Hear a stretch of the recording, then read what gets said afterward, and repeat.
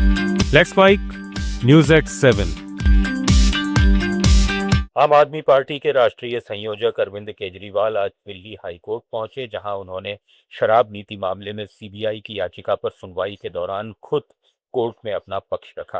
केजरीवाल ने कहा कि वे न्यायमूर्ति और अदालत का सम्मान करते हैं, लेकिन एक आरोपी के तौर पर खड़े हैं, जबकि ट्रायल कोर्ट उन्हें पहले ही बरी कर चुका है। उन्होंने आरोप लगाया कि 9 मार्च को बिना प्रतिवादियों की मौजूदगी के आदेश पारित किया गया और 40,000 पन्नों की चार्जशीट को ठीक से देखे बिना टिप्पणियां की गई, जिससे निष्पक्ष सुनवाई पर सवाल उठता है। वहीं सीबीआई की ओर से सॉलिसिटर जनरल तुषार मेहता ने इस अर्जी का विरोध करते हुए कहा कि अदालत कोई नाटक का मंच नहीं है।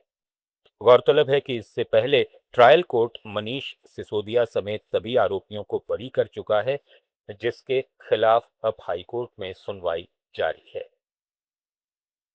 पश्चिम बंगाल चुनाव को लेकर सुप्रीम कोर्ट ने आज साफ कर दिया कि फिलहाल वो चुनाव नतीजों में दखल नहीं देगा। सुप्रीम कोर्ट ने कहा कि जब तक हार जीत का अंतर एसआईआर में बाहर किए गए वोटरों की संख्या से कम नहीं होता, तब तक कोर्ट हस्तक्षेप नहीं करेगा। सीजेआई जस्टिस सूर्यकांत की अगुवाई वाली बेंच ने माना कि बंगाल का मतदाता 2 संवैधानिक संस्थाओं के बीच फंसा हुआ है। वहीं जस्टिस जयमाल्या बागची ने चुनाव आयोग की प्रक्रिया पर सवाल उठाते हुए कहा कि सही मकसद के लिए सही तरीका जरूरी है। कोर्ट ने यह भी संकेत दिया कि अगर जीत का अंतर कम हुआ तो मामले पर गंभीरता से विचार किया जाएगा और चुनाव आयोग से पूछा कि आखिर जिन वोटरों को सूची से हटाया गया है उनका क्या होगा। नोएडा में सैलरी बढ़ाने की मांग को लेकर फैक्ट्री कर्मचारियों का प्रदर्शन सोमवार को हिंसक हो गया। गुस्साए कर्मचारियों ने 50 से ज्यादा फैक्ट्रियों में पथराव और तोड़फोड़ की, जबकि कई जगह गाड़ियों और बसों को आग के हवाले कर दिया गया। सबसे पहले हालात फेज 2 इलाके में बिगड़े, जहां पुलिस पर भी पथराव हुआ और एक पुलिस गाड़ी पलट दी गई। इसके बाद पुलिस ने आंसू गैस के गोले छोड़कर हालात को काबू करने की कोशिश की।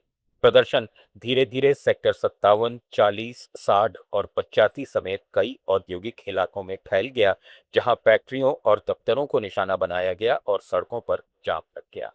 स्थिति संभालने के लिए आरएएफ और सीएससी की तैनाती की गई है। डीजीपी राजीव कृष्ण और एडीजी अमिताभ यश हालात पर नजर बनाए हुए हैं। ऐसी पुलिस नहीं चाहिए। हमारी सैलरी 20,000 सरकार ने कहा, तो सरकार ने 20,000 क्यों नहीं सैलरी बढ़ाई जा रही है? जनता की बातें क्यों नहीं सुन रही है? पुलिस वाले क्यों लड़कियों को मार रहे हैं लाठी से? लाठीचार्ज क्यों कर रहे हैं पुलिस वाले? इधर समाजवादी पार्टी प्रमुख अखिलेश यादव ने कहा कि सरकार में अन्याय अपनी चरम सीमा पर है, जो आर्थिक रूप से महंगाई बढ़ाकर और बेरोजगारी के जरिए हो रहा है।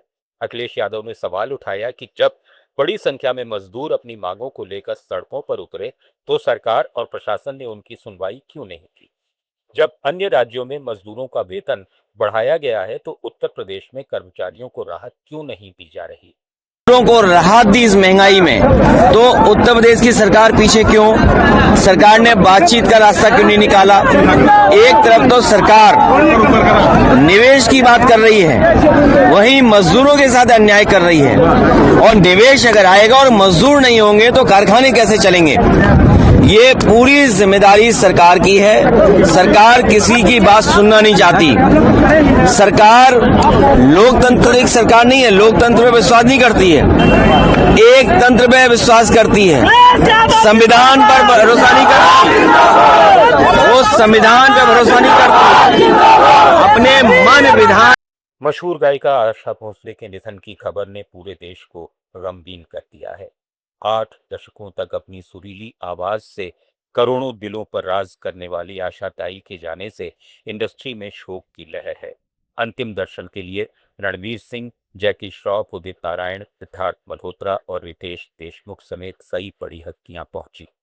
आशा भोसले का राष्ट्रीय सम्मान के साथ मुंबई में अंतिम संस्कार किया गया।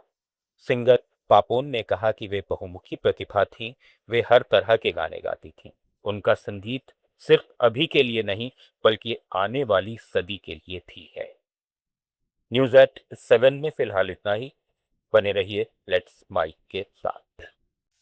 आप सुन रहे थे let's mike more than radio. Follow कीजिए हमें हमारे सोशल मीडिया प्लेटफॉर्म्स पर।